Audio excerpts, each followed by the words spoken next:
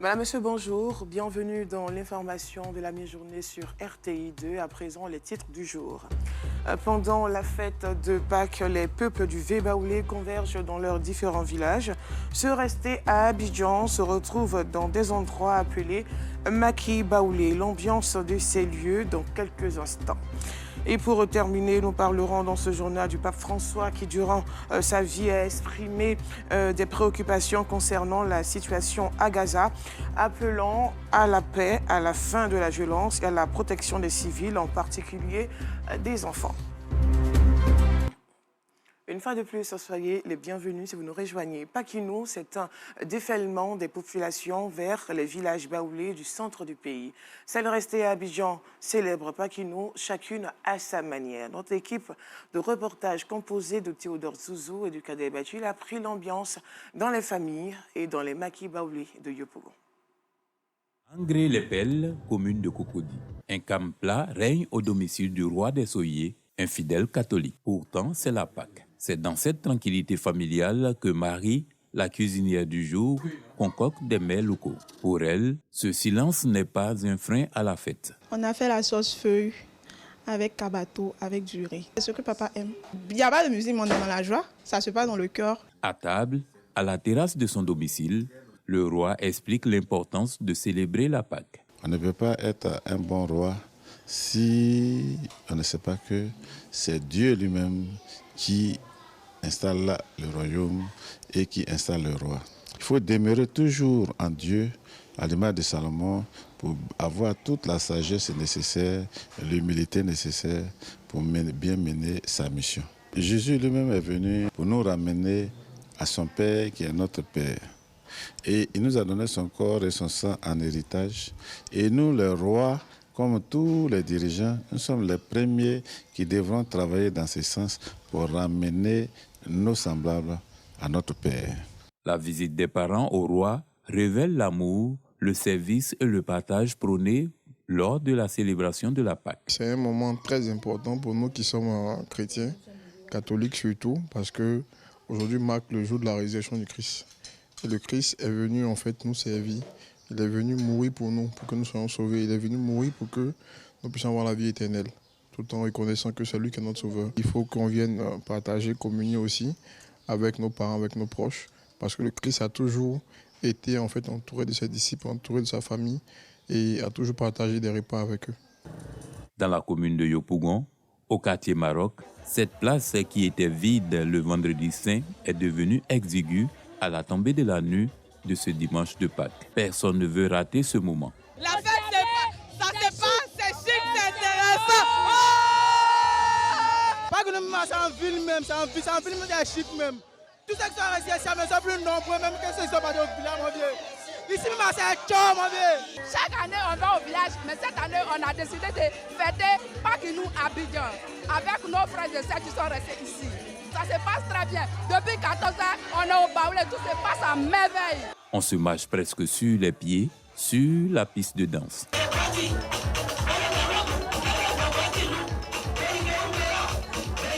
Le monde qui est là, vraiment, nous va droit au cœur.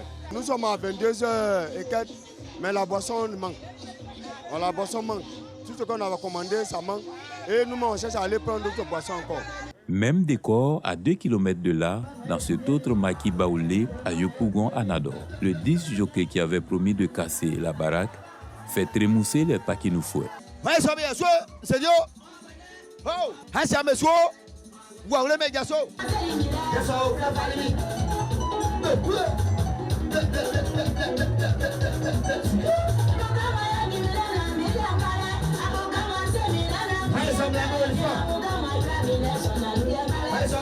J'aime l'ambiance, c'est pas du jeu. Le maquis baoulé Marcanador, c'est du feu.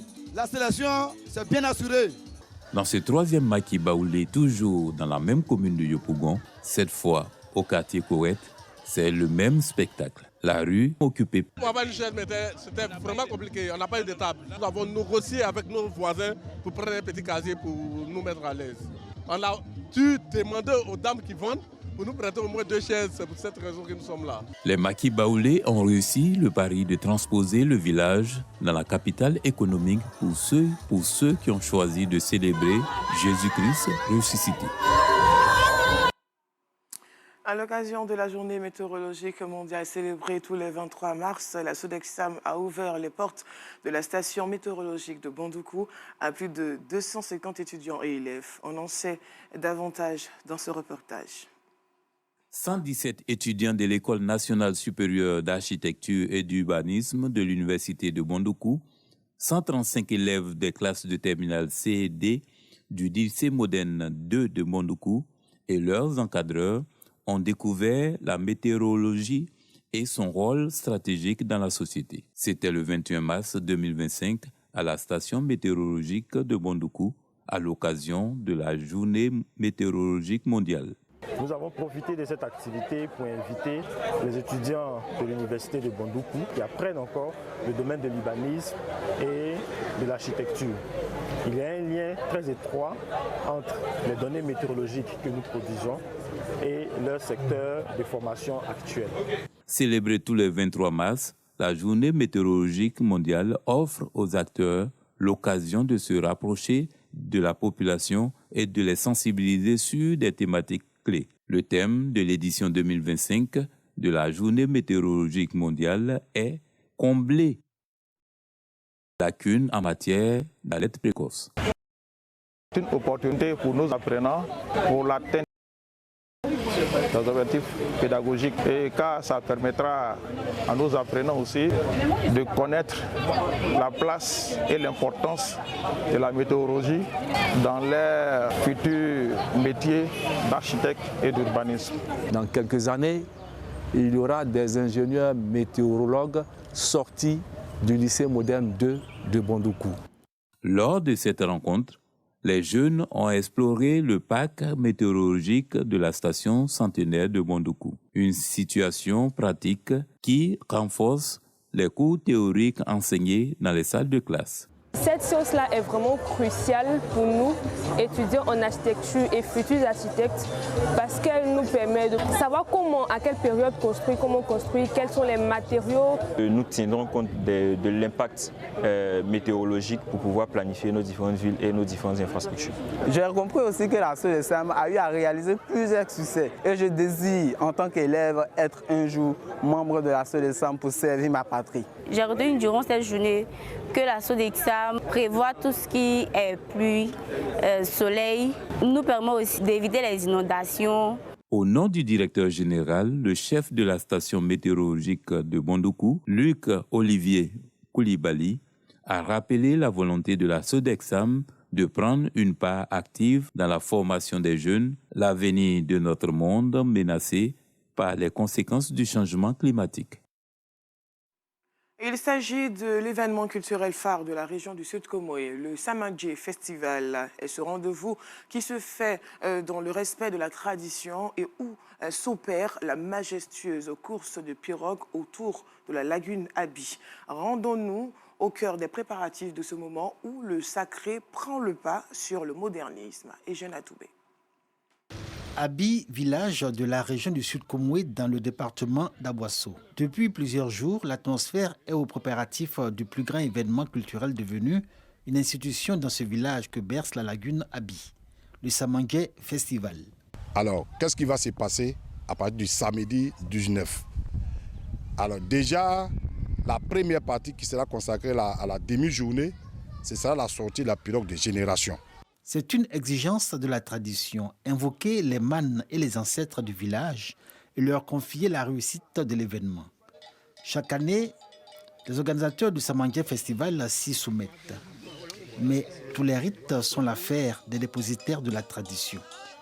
En marche pour la forêt qui borde la lagune, ils portent les offrandes destinées au génie tutélaire Abi Bosson, dont le village et la lagune portent le nom. Si nous devons faire une fête, nous devons obtenir l'autorisation du génie Abi Bosson. Les offrandes sont acceptées par Abi Bosson, le génie tutélaire et protecteur du village. La prêtresse intermédiaire entre le monde visible et le monde invisible, donne l'information selon laquelle la fête peut commencer avec la mise à l'eau solennelle de la pirogue de guerre, le faélé. La pirogue fait un tour sur la lagune puis revient accoster. Le faélé est le symbole du LF Festival. Elle représente bien plus qu'une embarcation aux yeux des filles et fils d'Abi. C'est la troisième du genre construite depuis la création du village. Elle porte le nom évocateur de Félix Houphouët-Boigny. Le 7 août 1973, c'était la mise en eau de cette pirogue. C'est avec cette pirogue, tout le Samvi a fait la paix avec le président Houphouët-Boigny. Entre tradition et modernité, le Samangué Festival s'annonce festif. Couturiers, coiffeuses, restauratrices et commerçants s'activent pour en tirer de réelles retombées. Le Samangué Festival, qui a gagné en notoriété, et fait d'Abi un pôle touristique, culturel et économique dans la région du Sud-Comoé.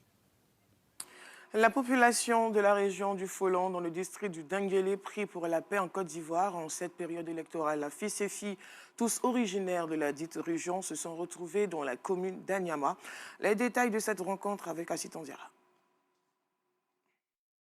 Commune de Koumassi, terrain Inch'Allah, venus des villes de l'intérieur, mais aussi des différentes communes du district autonome d'Abidjan, ces fidèles chrétiens prennent part ce jour à une cérémonie de prière, de délivrance et de guérison.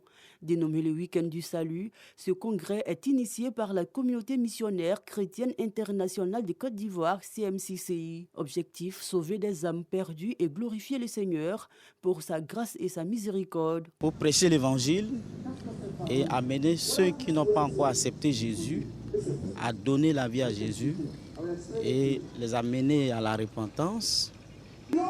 Depuis hier, nous avons prêché l'évangile. Il y a eu 181 personnes qui ont répondu favorablement à notre appel et il y a plus de 30 personnes qui ont été délivrées. Et il y a eu plus d'une quinzaine de guérisons. Tout comme les fidèles, de nombreux pasteurs n'ont pas voulu se faire compter l'événement. C'est ensemble, dans la prière, dans les jeûnes, et que nous organisons nos programmes. Et Dieu compte sur le nombre.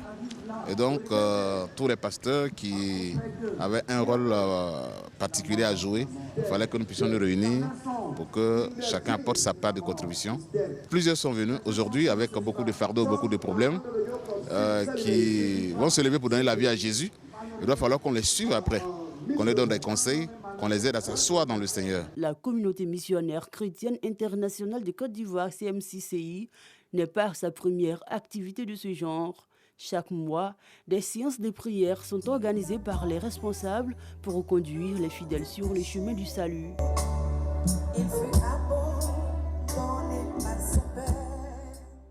Nous suivons plutôt à l'instant un reportage sur le week-end des saluts organisé par la communauté missionnaire chrétienne du côté de la commune de Koumassi.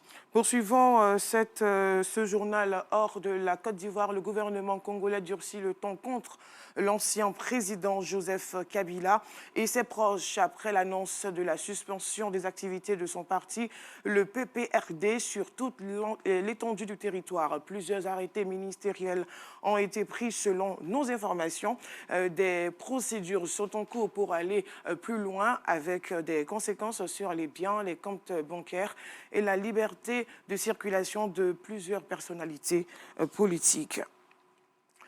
Le pape François et l'Afrique, parlons-en. Durant son pontificat, François aura élargi la place de l'Afrique dans le collège cardinalice, sensible à donner une voix au continent au sein de l'Église universelle.